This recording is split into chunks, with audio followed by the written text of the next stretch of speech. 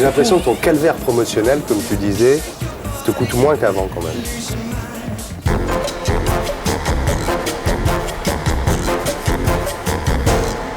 Alors Françoise Hardy, bonsoir.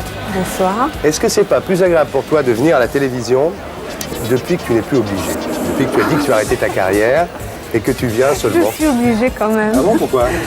Oh, parce qu'il y a toujours des pressions, puis à partir du moment où on fait un travail et où on sait que c'est nécessaire pour faire connaître ce travail, bon, on y va quoi. J'ai l'impression que ton calvaire promotionnel, comme tu disais, te coûte moins qu'avant quand même. Peut-être, ça dépend des émissions. Tu t'y fais? Ouais. Hein? Oui. Tu vois, au moment de partir, tu regretteras. Tu as dit une fois dans le Figaro en 78, je me vois pas en train de chanter à 40 ou 50 ans. Ouais, voilà, mais je savais pas je ne savais pas qu'à cet âge-là, j'aurais l'air d'en avoir 16. Et ben voilà. Alors tu sors un album, on va vendre un peu, on va faire un peu de promotion, qui s'appelle 20 ans, 20 titres. Alors c'était quoi le critère de sélection pour ce disque? Le critère de sélection, malheureusement, il y a des impératifs tout à fait extérieurs, puisque je suis passée dans pas mal de maisons de disques, et donc on ne pouvait pas disposer de tous les titres. Mais disons que le premier critère, c'était forcément des chansons. Le premier critère, en tous les cas, pour la maison de disques, pas tellement pour moi, c'était des chansons qui fonctionnaient un petit peu, que les gens connaissent un petit peu, comme Message personnel, comme Musique soul, comme Comment te dire adieu, Des ronds dans l'eau, des choses comme ça. Et puis, mon critère à moi, c'est évidemment de pouvoir, enfin, le plaisir pour moi de participer à une compilation comme ça, c'est de pouvoir placer quelques titres moins connus et que j'aime vraiment. Tu penses quoi de la version de Jimmy Somerville de Comment te dire adieu? Je suis un peu sur ma faim. Ouais. Je pense que ça aurait pu être plus original et que ça aurait pu être un peu plus musclé, quoi. Je trouve que ça a un côté un peu mode qui est déplaisant. Ouais. Et celle que tu as faite avec Julien, tu la trouves comment par lui? Alors, moi je la trouve très très jolie, très efficace, j'aime bien cette chanson. Je regrette simplement, parce que c'est un détail, mais qui compte pour moi. Moi j'aime bien quand une chanson est traditionnelle, lente, romantique, tendre, etc. J'aime bien que les cordes accentuent l'émotion qu'il y a déjà dans la chanson. Et je regrette que dans la chanson, dans la version de Julien, on n'entende pas de cordes. Quoi, c'est tout. Je reprocherais un tout petit peu la linéarité, mais sinon je trouve ça très très Tu bien. l'as fait faire par toi ou par lui? C'est tellement différent, on ne peut pas dire. Et avec Madère, ça s'est passé comment alors?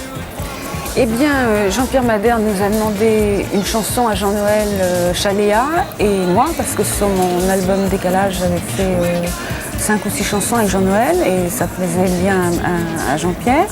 Et on venait de finir une chanson donc, qui s'appelait En résumé, en conclusion. On la lui a proposée, ça lui a plu tout de suite. Et voilà.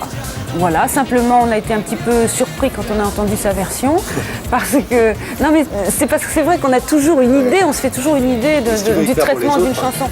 Oui, non mais c'est pas ça, c'est que Jean-Noël, qui est extrêmement doué, non seulement en tant que mélodiste, mais pour faire des maquettes, avait fait une maquette, et en plus avec Madère, il était allé le voir à Toulouse et tout ça. Et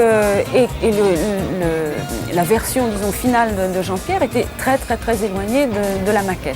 Alors moi je me suis sentie un petit peu frustrée par rapport à ça, ce qui est normal, on s'habitue à un son, à un traitement.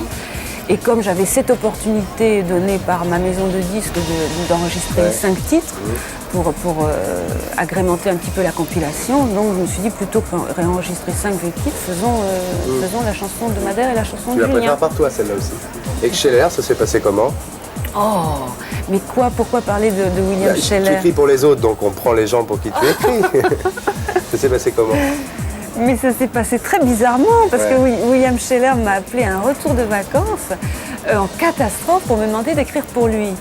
Et bon, après avoir écouté 50 fois sa mélodie, subitement l'inspiration a jailli et j'ai fait un texte que j'aimais beaucoup. Je n'aime pas tous mes textes, bon, je ne les trouve pas tous géniaux, tant s'en faut, mais enfin celui-là je ne le trouvais pas génial, mais je trouvais qu'il était amusant et qu'il collait bien à sa mélodie. Ça s'appelait La vraie vie c'est où, et ça commençait avec mes pulls, mes piolets, tous mes tralala, mes pulls, mon piolet, tous mes tralala. Verrai-je un jour le sommet, l'Himalaya, je voyais bien en pull et en piolet. Et puis, j'ai jamais eu de nouvelles, quoi. C'est ça qui s'est passé.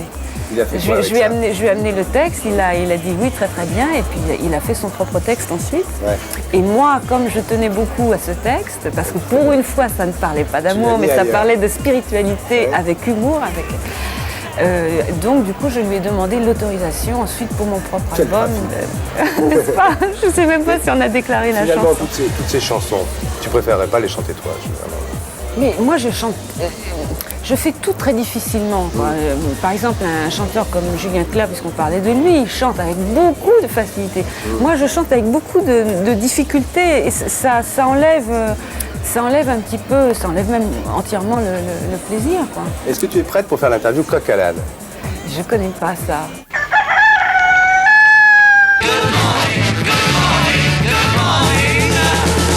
Est-ce que tu préfères Lennon ou McCartney? Ça, c'est facile déjà. J'aime autant l'un que l'autre, mais je crois que si vraiment il faut choisir, je crois que McCartney, enfin ça c'est l'influence de Jacques, je crois que McCartney bat l'autre quand même sur Ah bon? Oui, à tout point de vue, sur la longueur en tous les cas. Il résiste mieux, oui. Oui. Françoise Hardy, si je te pose la question comme ça, quelle femme êtes-vous? Mon cher Jacques Chancel, je mesure 1m20 et je pèse 150 kg comme vous pouvez le constater. Voilà le genre de femme. Oui, je lui avais répondu ça parce que je ne savais pas quoi répondre. Ouais. Et vraiment, oui, c'est ça, il m'avait dit quel genre de femme êtes-vous? Ouais. J'aurais pu lui dire, je pendant suis une heure une et quart. dangereuse aventurière. Ouais. Quelle chose négative tu dirais sur toi? Quelle chose négative? Je dirais que je vais pas assez au bout des choses, que je suis pas assez rigoureuse, que je suis trop empêtrée par mes propres problèmes et que je ne fais pas suffisamment d'efforts pour justement m'en dépêtrer, que je tourne un petit peu trop en rond, quoi. Tu as pleuré quand pour la dernière fois? Ah, c'est salut les copains. Alors là, je sais pas, mais il n'y a pas très longtemps probablement. C'est pas C'est un salut les secret. copains. Ah bon? À quoi reconnais-tu infailliblement la bêtise? Mais non, mais je peux pas répondre à ça parce que tout le monde est bête sur certains plans et pas sur d'autres et c'est pas les mêmes en général. Là où moi je peux être un peu moins bête qu'un autre, eh bien je vais être beaucoup plus bête que cet autre sur d'autres plans. C'est bonne. Non, mais là je suis pas comme ça en réalité. Ah bon, c'est la télé, là. Le lieu idéal pour une étreinte.